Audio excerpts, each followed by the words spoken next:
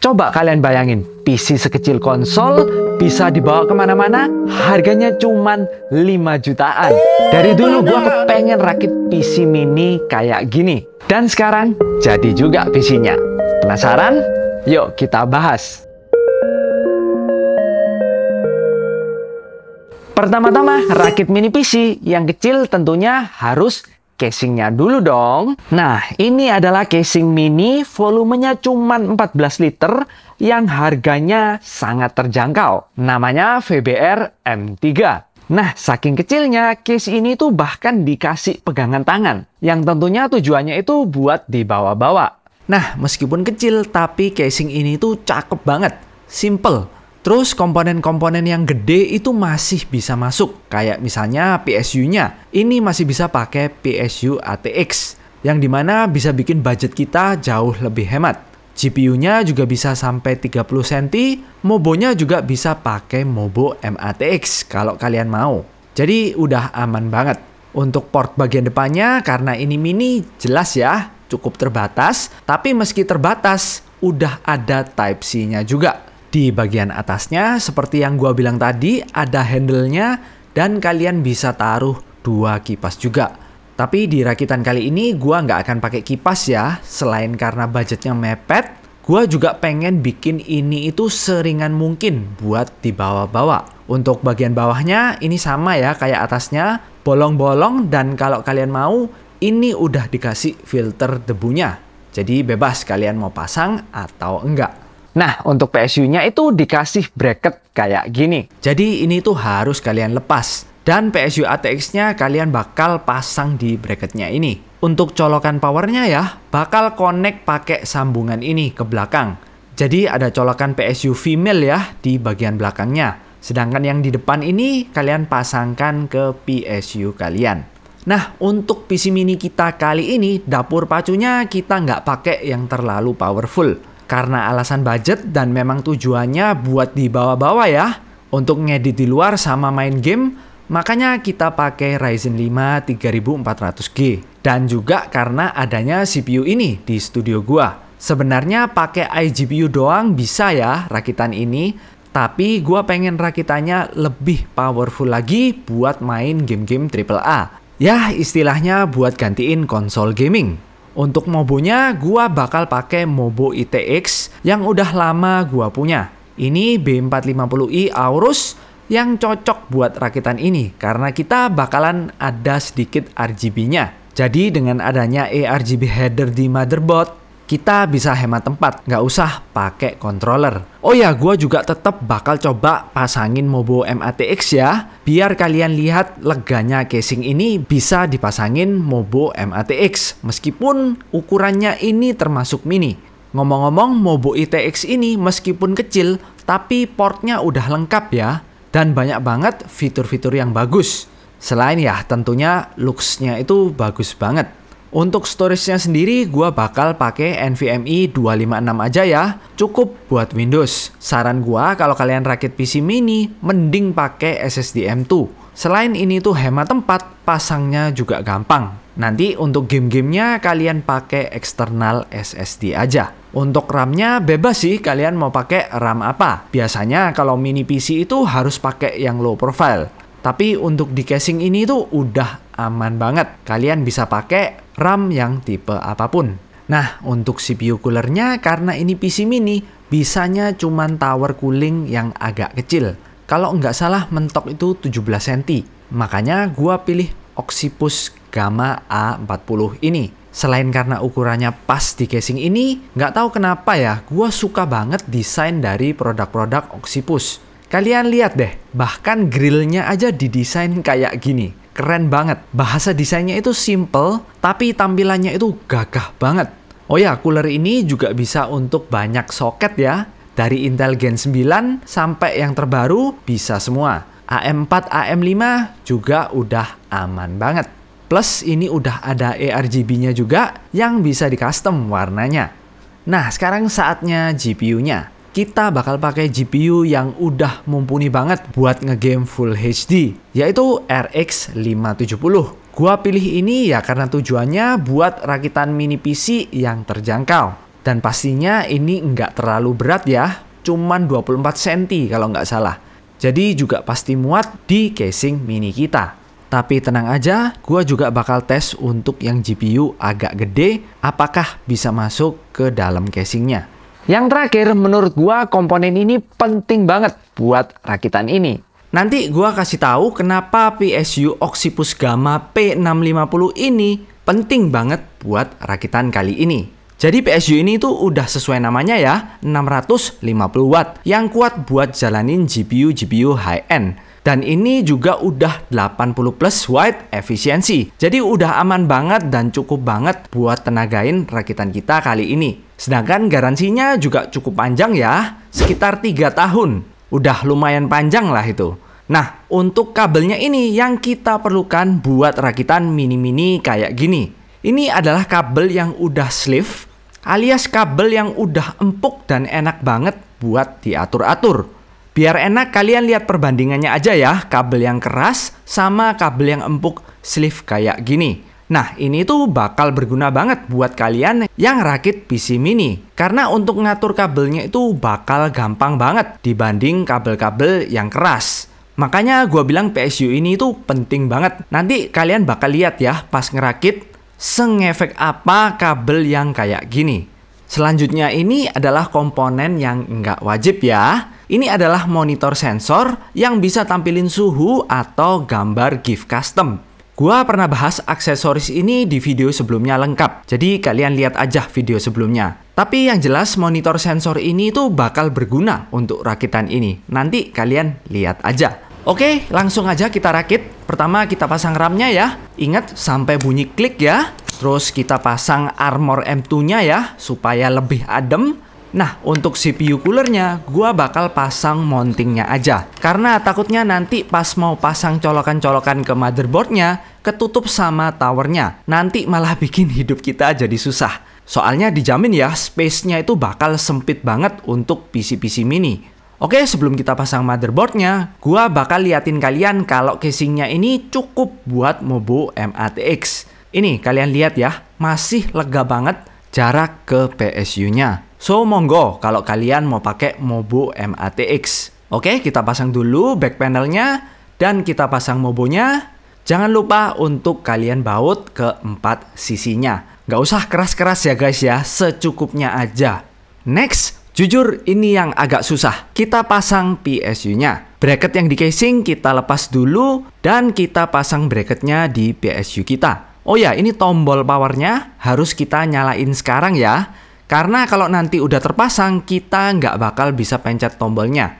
Jadi kita pindahin ke on ya, yang tanda garis. Next, kita harus pasang kabel PSU-nya juga. Ini juga harus dipasang sekarang, karena nantinya juga kita nggak bisa akses. Ini tuh bakal terlalu mepet sama bagian atas casing. Oke, langsung aja kita pasang kembali bracketnya ke casingnya. Kita baut gini. Dan ini gua lupa atur kabelnya ya. Harusnya ini tuh dimasukin ke dalam supaya lebih rapi. Nggak apa-apa, nanti nyusul aja. Oke, sekarang kita bakal colokin kabel-kabel powernya. Nah, ini yang gua bilang tadi, kenapa kalian harus pakai PSU yang kabelnya enak kayak gini. Kalian lihat, kabelnya itu bakal ruwet banget guys. Kalau pakai kabel sleeve gini, bakal lebih enak ngaturnya. Oke, kita colok aja 8 pin CPU-nya. Next, kita pasang GPU-nya ya. Gampang banget, cuman dorong masuk aja ke slot PCIe-nya. Dan jangan lupa dibaut sama pasang 8 pinnya. Nah, ini aja udah kelihatan guys, kabelnya itu bulet banget. Bayangin kalau kalian pakai kabel yang keras. Oke, ini gua atur dikit aja ya, biar nggak terlalu berantakan, supaya ngerakitnya lebih enak. Oke, by the way, ini kelihatan cakep ya guys ya, kabel kalau sleeve kayak gini. Gimana menurut kalian? Next, gua bakal pasang CPU coolernya. Kita lepas dulu stikernya, jangan lupa. Terus kita kasih thermal paste secukupnya aja ya. Dan kita pasang aja. Caranya tinggal pasin sih. Dan kencengin 2 baut bagian kiri dan kanannya aja secara bergantian. Oke, sekarang gua bakal spend waktu dikit buat ngatur kabelnya. Supaya paling enggak kelihatan rapi. Gua bakal pakai kabel tis untuk rapiin beberapa kabelnya.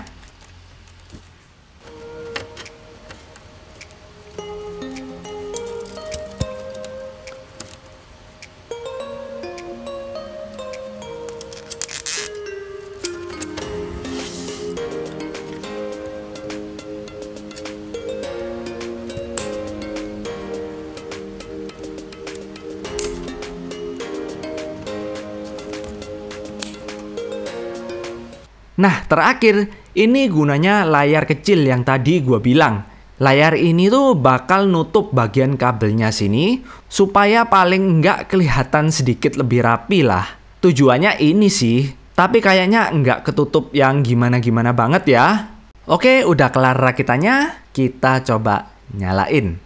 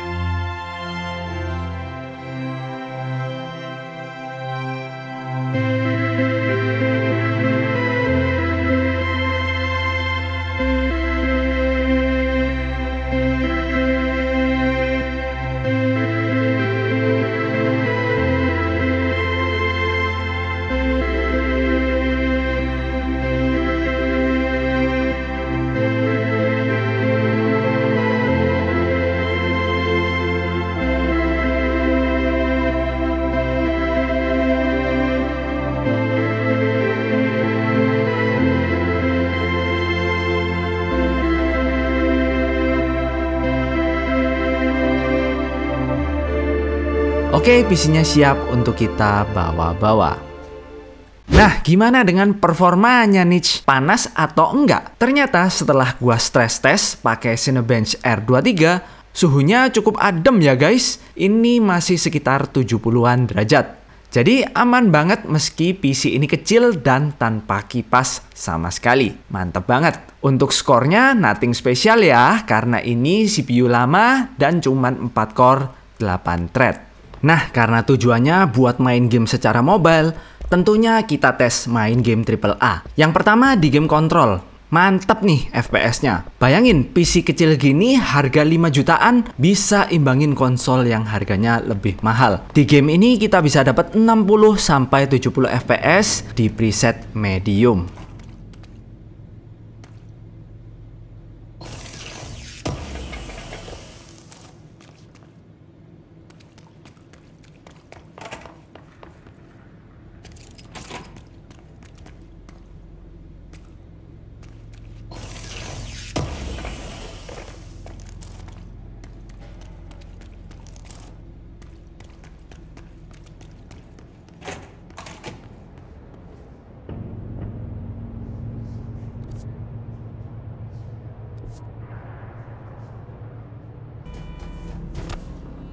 Next, game yang lebih berat lagi nih, Cyberpunk. Masih aman di resolusi Full HD FSR on Auto. Kita bisa dapat 60 ke atas. Mantep lah pokoknya, dan ini hemat daya ya. GPU-nya itu nggak sampai 100 watt makan listriknya. Oke banget nih.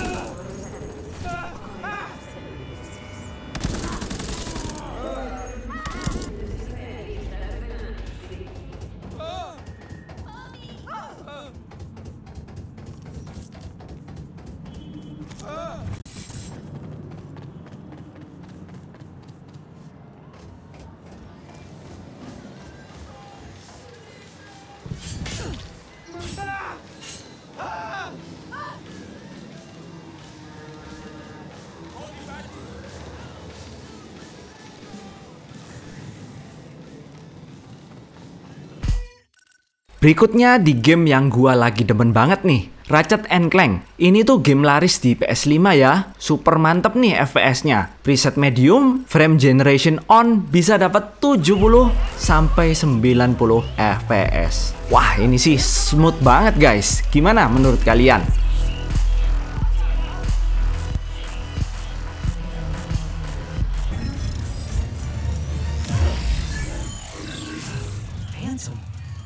Skid?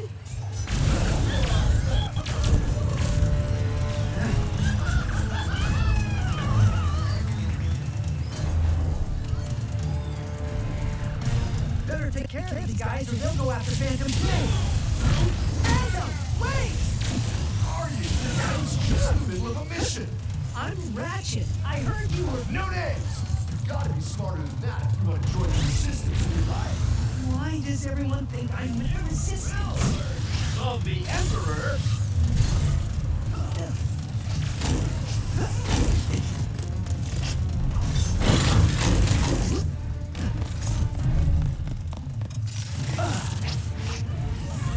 Kayaknya biar kalian enak lihatnya, gua bikin chart aja ya. Di sini kalian bisa langsung lihat FPS beberapa game.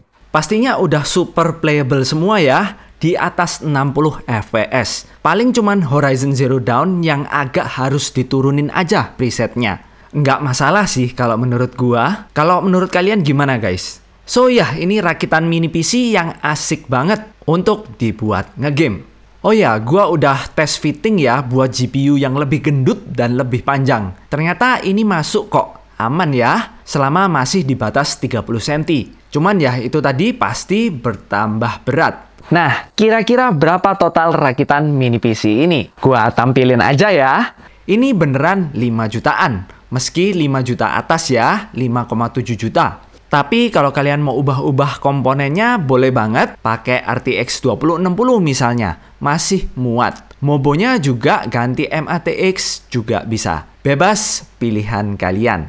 Oke, jadi ini rakitan mungilnya buat kita bawa-bawa. Jadi mending rakit PC atau beli konsol? Coba kalian komen aja di bawah ya. Buat kalian yang mau beli komponennya, udah gua taruh di product tag ya. Sini atau sini. Atau kalian bisa cek di deskripsi. Kalau kalian suka, jangan lupa di like dan di subscribe. Divi nih, pamit dulu.